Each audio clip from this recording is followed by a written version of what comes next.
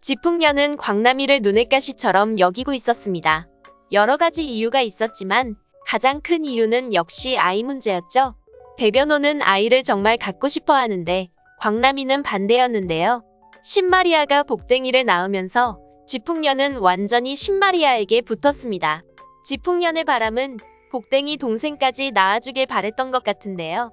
배변호와 신마리아의 관계가 좋아지고 두 사람이 여행을 가게 되자 더욱 기대를 했던 것 같습니다.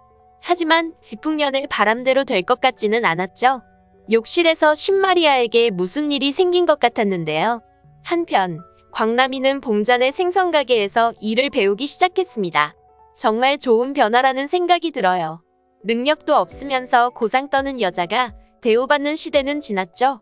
가시에 찔리면서도 이제 이쁜 손이 밥 먹여주지 않는다며 일을 열심히 배우고 있는 모습이 참 보기 좋았습니다. 그런 광남이와 지풍년이 길에서 딱 마주쳤죠.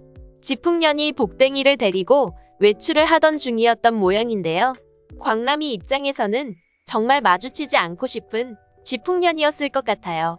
지풍년은 광남이가 사기 결혼을 당할 뻔했다는 이야기를 물어봤습니다. 가장 꺼내고 싶지 않은 이야기를 물어보는 게 딱 지풍년답죠. 지난번에 우연히 레스토랑에서 마주쳤을 때 광남이에게 남자가 생긴 것을 보고 거짓말까지 했던 지풍년이었죠. 있지도 않은 둘째가 생겼다는 이야기까지 했었는데요. 광남이가 만나던 남자가 사기꾼이라는 것을 알고 나자 더욱 기세가 등등한 모습이었습니다.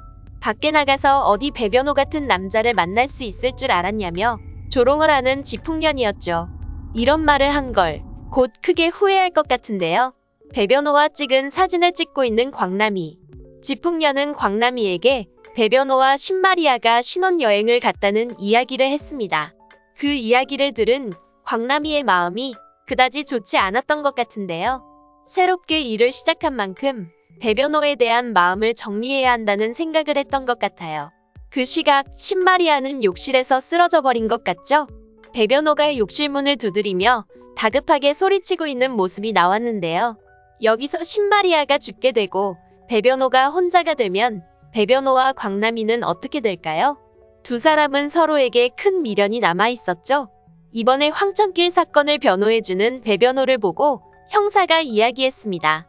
저렇게 애정이 남아있는데 이혼은 뭐하러 했는지 모르겠다고 말이죠.